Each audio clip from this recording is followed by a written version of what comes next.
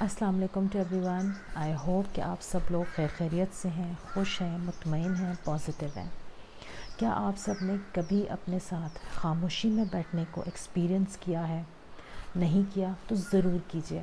اور best time ہے morning time, جب آس پاس کوئی آوازیں نہ ہو، لوگ نہ ہو، شور نہ ہو، کوئی مصروفیت نہ ہو، کوئی فون کالز نہ ہو، کوئی واٹس ایپ کے میسیجز نہ ہو، کوئی ٹی وی پہ پروگرام نہ چل رہا ہو. ایسے ٹائم میں خود کو خاموشی کے ساتھ کنیکٹ کیجیے اور خاموشی کو سننے کی کوشش کیجیے. خاموشی کو جب آپ سنتے ہیں تو آپ کو اپنے اندر جھانکنے کا، سیلف ریفلیکشن کا، اپنے اندر چلنے والی آوازوں کو سننے کا موقع ملتا ہے. اور جب تک آپ اپنے اندر کی آواز نہیں سنیں گے، آپ اپنے آپ کو کیسے جان سکتے ہیں؟ آپ یہ کیسے جان سکتے ہیں کہ آپ کون ہیں؟ آپ صرف اپنے نام کے ساتھ نہیں ہیں. آپ فائزہ، سمیہ، حمیرہ، اسد نہیں ہیں. نہیں، آپ وہ ہیں جو آپ کی عادات ہیں. آپ وہ ہیں جو آپ کی خوبیاں ہیں، آپ کی خامیاں ہیں. اور جب تک آپ خاموشی میں اپنے ساتھ نہیں بیٹھتے، آپ اپنی خوبیوں اور خامیوں اور اپنے اندر چلنے والے خیالات، جذبات اور احساسات کو پڑھ نہیں سکتے. اور جب تک آپ اس کو پڑھ نہیں سکتے، آپ ان کے اوپر کام نہیں کر سکتے، ان کو ٹھیک نہیں کر سکتے، اپنی پرسنل ڈیولپمنٹ پہ گرو نہیں کر سکتے. دوسری بات، آپ کی زندگی کا پرپس کیا ہے؟ جب آپ خاموشی میں بیٹھتے ہیں تو سیلف ریفلیکشن میں آپ کو اپنے آپ کو سمجھنے کا موقع ملتا ہے اور آپ اپنا پیشن جان سکتے ہیں، اپنا پرپس آف لائف ڈیفائن کر سکتے ہیں، جو تبھی ممکن ہے جب آپ خاموشی میں اپنے ساتھ بیٹھ کے خود کے ساتھ کنیکٹ کرتے ہیں. تیسری بات، آپ کی وہ کون سی خوبی ہے یا وہ کون سی چیز ہے، شخصیت کا کون سا پہلو ہے جو آپ کو دوسرے لوگوں سے الگ کرتا ہے؟ یہ کیسے پتہ چلے گا؟ جب آپ خاموشی میں بیٹھیں گے، اپنی عادات پہ غور کریں گے، اپنی کیپیبلٹیز پہ غور کریں گے، تو آپ کو یہ پتہ چلے گا کہ میری یہ چیز، میری یہ عادت ایسی ہے جو میرے اندر ڈومیننٹ ہے، جو مجھے ہر دوسرے انسان سے، میرے ارد گرد کے لوگوں سے مجھے الگ کرتی ہے. یہ وہ خوبی ہے جو اللہ پاک نے میرے اندر ایسی رکھی ہے، جس خوبی سے میں دوسروں کو فائدہ پہنچا سکتا ہوں، میں دوسروں کے کام آ سکتا ہوں، میں اپنے کام آ سکتا ہوں.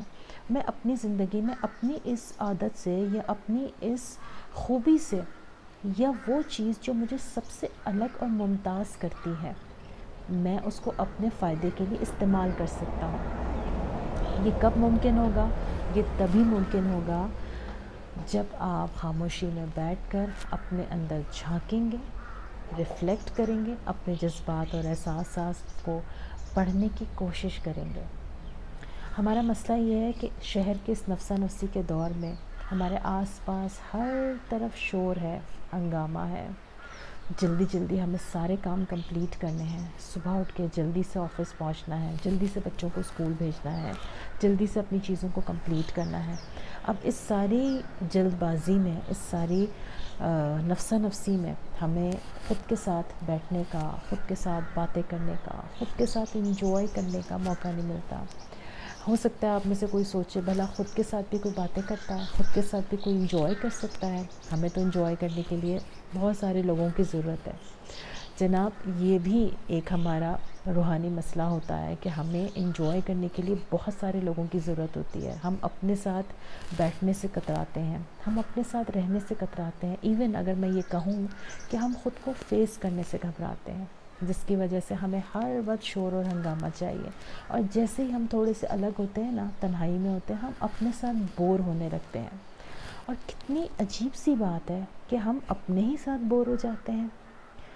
کیوں؟ کیا میں ایک بور شخصیت ہوں؟ اپنے آپ سے سوال کیجئے کہ کیا میں اپنے لیے ایک بور شخصیت ہوں؟